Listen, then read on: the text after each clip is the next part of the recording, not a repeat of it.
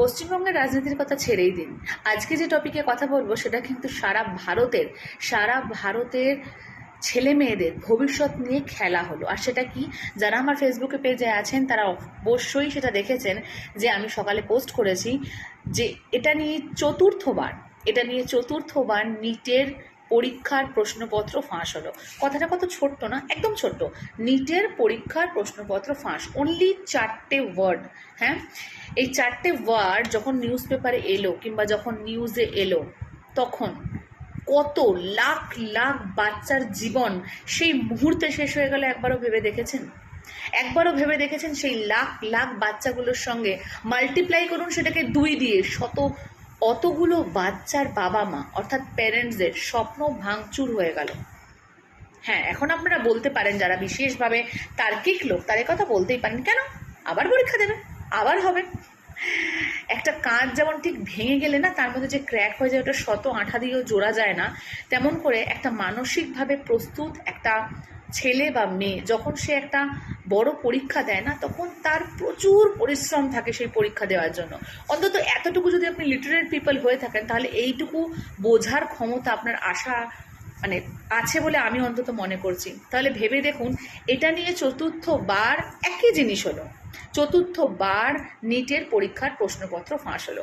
কথাটা 4টে ওয়ার্ডের মধ্যে সীমিত থাকলেও এর গভীরতা যে কত গুণ তা বোধ হয় ওই নেতা নেত্রীরা যারা কিনা আমাদের দেশ চালান, যারা কিনা শিক্ষামন্ত্রী ঠিক করেন, যারা কিনা পরীক্ষায় যারা পাশ করবে সেই সংক্রান্ত সমস্ত বিষয়ে নিজেদেরকে সেই সংক্রান্ত বিষয়ে তারা এঙ্গেজ আছেন, তারা সকলে কি সেই জিনিসটা ফিল করলো? তারা সকলে কি এই জিনিসটা বুঝলো যে এক নিমেষে, এক মুহূর্তের মধ্যে এতগুলো স্বপ্ন চুরমার হয়ে গেল? দেখুন, আমাদের দেশে এটা নিয়ে কোনো যুদ্ধ নেই, আছে? আমাদের দেশে এটা নিয়ে কোনো আন্দোলন মুভমেন্ট আছে? চুপচাপ বাবা মায়েরা নিরাশায় ঘরে বসে আছে, আসছে বছর আগে হবে। এটা দুর্গাপুজো নয়। আপনি যদি শিক্ষার সঙ্গে যুক্ত থাকেন তাহলে বুঝবেন যে একটা মানসিকভাবে ভেঙে পড়া ছাত্র বা ছাত্রী আবার পর মুহূর্তে তার ওই আরও একটা বছরে কত কিছু ঘটে দিতে পারে তার জীবনে। খুব খারাপ হলেও ধরে নিচ্ছে সে শারীরিকভাবে সক্ষম নাও থাকতে পারে।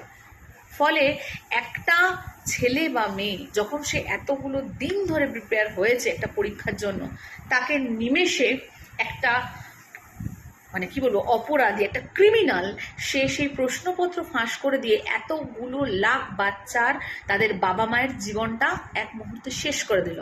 সেটা নিয়ে আমাদের দেশে কোনো আন্দোলন নেই। অথচ দেখুন, যে জিনিস নিয়ে আন্দোলন হওয়ার কথা নয়, আন্দোলন তো ছেড়ে দিন, যে জিনিস নিয়ে কথা হওয়ারই কথা নয় সেই সমস্ত জিনিস নিয়ে কিন্তু ভারী আন্দোলন আছে, লোকে লোকে বিভেদ আছে। তাহলে আপনি কি মনে করেন, আমরা কি সত্যিই শিক্ষিত মানুষ?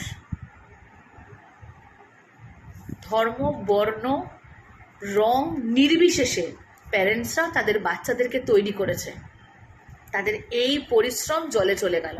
সেটা নিয়ে কি কোনো প্রতিবাদ হওয়ার দরকার ছিল না?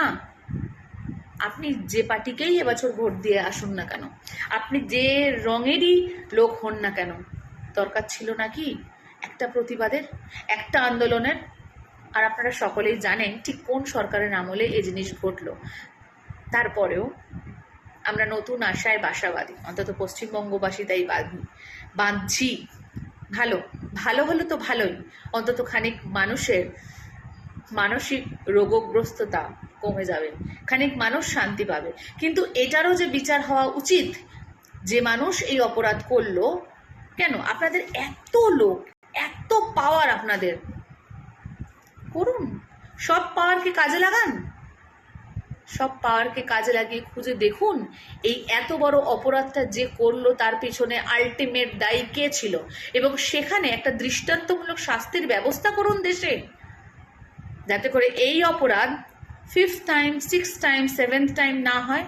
কোটি কোটি টাকা আমাদের ট্যাক্সের টাকায় যে সরকারি অর্থ ভাণ্ডার ভরে চলেছে সেই টাকা খরচা করে এই পরীক্ষার ব্যবস্থাপনা করা হয়। অর্থাৎ সেই টাকা এবং এই বাচ্চাগুলোর ভবিষ্যৎ, আমরা যারা প্যারেন্টস, সবটা আপনি নষ্ট করেছেন, আপনারা নষ্ট করেছেন। আমি কার কথা বলছি আপনি বুঝতেই পাচ্ছেন। ফলে আপনারা আবার ভাবুন, আপনাদের সকলকেই বলছি, আপনারা ভাবুন যে কি চলছে আমাদের দেশে। তাহলে কি কোথাও একটা এই রাজনীতি নিয়ে কথা বলার প্রয়োজন আছে, না রাজনীতির ঊর্ধ্বে গিয়ে শুধুমাত্র মানুষের যেগুলো নেসেসিটি, যেটা নিয়ে খেলা হচ্ছে তার বিরুদ্ধে কথা বলার সময় এসছে?